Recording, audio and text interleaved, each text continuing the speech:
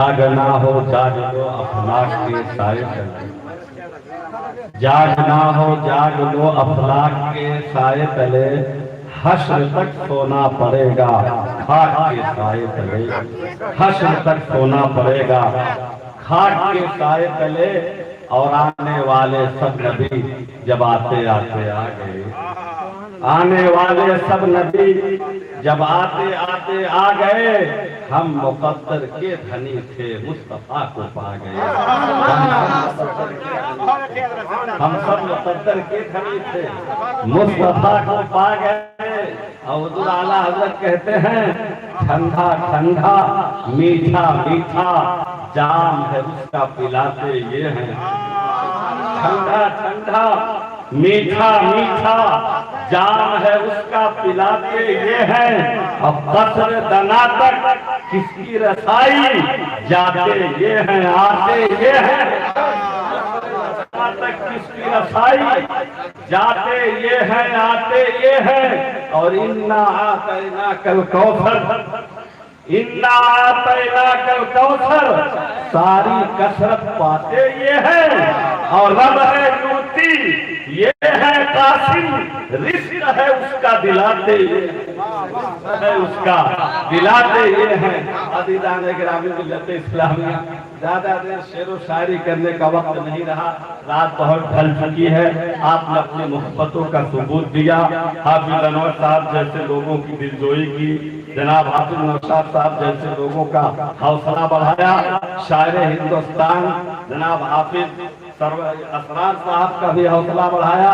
دیگر جتنے ہمارے ذمہ داران جلسہ اور عہدیداران کمیٹی ان کا بھی حوصلہ بڑھایا، اور میں بھی سب کا حوصلہ بڑھا کر کے اور مبارکباد دیتا ہوں کہ آپ نے آج کے وقت میں جو شب بیداری کی ہے، جو نیند کی قربانی دی ہے، جو روپیہ خرچ کیا ہے، جو آپ نے محنت کی ہے،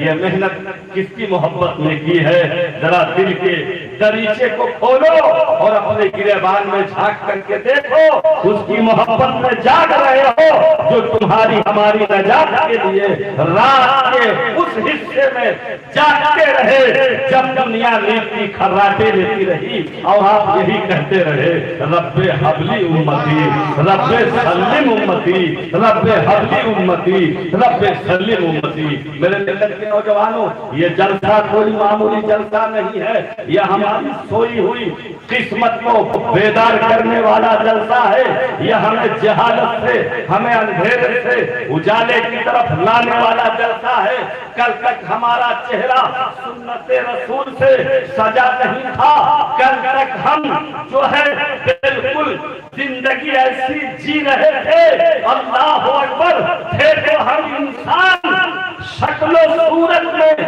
لیکن ہماری زندگی حیوان جیسی تھی۔ قربان ہو جاؤ، 12 ربیع الاول کی تاریخ آئی کہ دنیا کی قسمت بدل گئی۔ یہ ربیع الاول کیا ہے؟ جب بچیاں دفنائی جا رہی تھیں، جب بیواؤں پر ظلم و ستم کا پہاڑ توڑا جا رہا تھا، اللہ اکبر کبیرہ، جب کچھ تو خون کا بازار گرم تھا، جب خدا پرستی کی جگہ کو خود پرستی نے لے رکھا تھا، جب رہبری کی جگہ کو رہزنی نے لے رکھا تھا، ایسے ماحول میں، ایسے حالات میں آپ لات و منات، عزا اور حبل کے ماننے والوں کے لیے ایک عرب نے آدمی کا بول بالا کر دیا، خاک کے ذروں کو ہم توشے سریا کر دیا، اور خود نہ تھے جو راہ پر اوروں کے ہادی بن گئے۔ کیا نظر تھی جس نے مردوں کو مسیحا کر دیا، کیا نظر تھی جس نے مردوں کو مسیحا کر دیا۔ یہ میرے ملت کے نوجوانوں، ہم نے ایک مشہور آیت پڑھی، لقد من اللہ علی المؤمنین اذ بعث فیہم رسولا، کہ اللہ نے مومنین پر بڑا احسان کیا، ان میں بڑی عظمت والا رسول بھیجا۔ اب آؤ قرآن پاک کھولیں اور اللہ کے کلام سے سوال کرے کہ اللہ کے کلام یہ بتا کہ اللہ نے ہمارے لیے زمین کو بچھونا بنایا، آسمان کو شامیانہ بنایا، یہ درخت پودے، یہ دریا، یہ سورج و چاند سب کچھ پیدا کیے، اے بار الہ تو نے کہیں احسان نہیں جتلایا، اور جب اپنا محبوب رسول بھیجا، جب اپنا پیارا بھیجا جس پر خود خدا کو ناز تھا، تو اللہ نے کہا تم پر میرا بڑا احسان ہے کہ تم میں اپنا پیارا رسول بھیجا۔ تو جب رسول بھیجا تو رب نے احسان جتلایا، پتہ یہ چلا کہ اس احسان پر اللہ کو ناز ہے، اسی لیے جتلایا۔ تو ایک سنیو اپنی مقدر پر ناز کرو، حضور کی آمد پر چراغا کرو، جلسے کرو، نعت خانی کی محفلیں منعقد کرو، اپنی غلامی اور وفاداری کا ثبوت دو، اس لیے دو کہ تم ایسے ماحول میں تھے، ایسے حالات میں تھے کہ اللہ کے محبوب کی آمد ہماری تمہاری تقدیر کو بدل دی۔ اللہ کے محبوب کی آمد ہمیں تمہارے دامن کو خوشیوں سے بھر دیا۔ اللہ کے محبوب کی آمد نے ہمیں مسجد کے مینارے عطا کیے، گنگا جمنی تہذیب عطا کی۔ اللہ کے محبوب کی آمد نے چھوٹ چھات کے جھگڑے کو ختم کیا، بھید بھاؤ کے جھگڑے کو ختم کیا، ہمیں ایک نیک بنایا، کالے گورے کا جھگڑا ختم کیا۔ جہاں گوروں کو عزت دی وہی بلال حبشی کو خانہ کعبہ کے چھت پر چڑھا کر کے ایسی شان عطا کی کہ رہتی دنیا تک جو شان بلال کو عطا کر دی۔ سنہرے حرفوں میں تاریخ میں لکھا گیا ہے کہ نبی نے سب کو ان کے مقام پر، ان کی جگہوں پر سب کو عزت دی ہے، سب کی قدر کی ہے، سب کے شان، سب کے مراتب،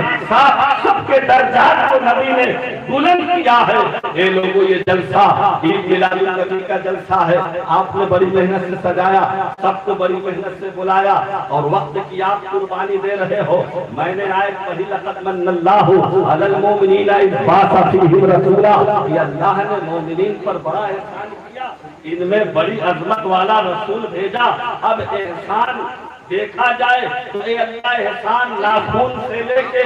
سر کے بال تک تیرا احسان ہی احسان ہے، لیکن اے میرے معبود، تو نے کسی احسان کو نہیں جتلایا، اور جب اپنا رسول بھیجا تو بباگے دوہل اعلان کر کے کہہ دیا کہ تم میں ہم نے اپنا پیارا رسول بھیجا ہے، ہم نے اپنا محبوب بھیجا ہے۔ تو یہ لوگ پتا ہے جو ایک جگہ پہ ہوتا ہے وہاں سے دوسری جگہ پر بھیج دیا جاتا ہے، اسی لیے تو اللہ قرآن نے کئی جگہوں پر کہا، کہیں کہا وَمَا أَرْسَلْنَاكَ إِلَّا رَحْمَةً لِلْعَالَمِينَ، ہم نے اپنے رسول کو رحمت بنا کر بھیجا، کہیں کہا لَقَدْ جَاءَكُمْ رَسُولٌ مِّنْ أَنفُسِكُمْ عَزِيزٌ عَلَيْهِ مَا عَنِتُّمْ حَرِيصٌ عَلَيْكُمْ بِالْمُؤْمِنِينَ رَءُوفٌ رَحِيمٌ، ہم نے اپنے رسول کو بھیجا،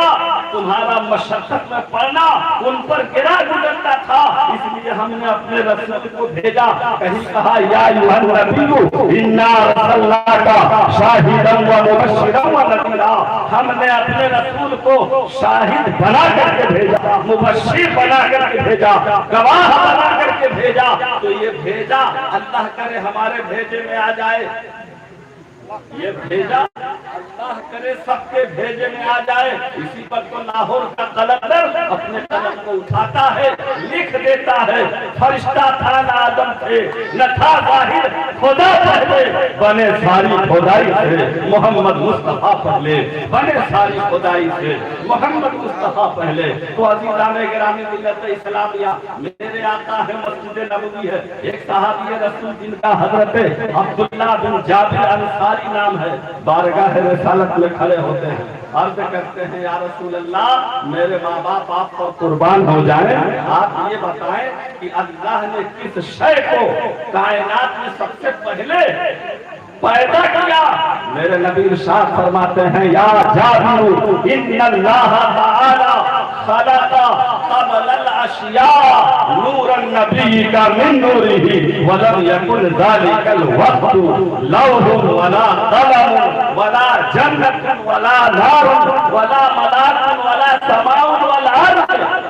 اے جابر، اللہ نے تیرے نبی کے نور کو اپنے نور سے پیدا کیا اور نبی کے نور سے ساری کائنات کو پیدا کر دیا۔ تو عزیزان گرامی ملت اسلامیہ، بہرحال وقت زیادہ ہو چکا ہے، سننے کا بھی ایک ماحول ہوتا ہے۔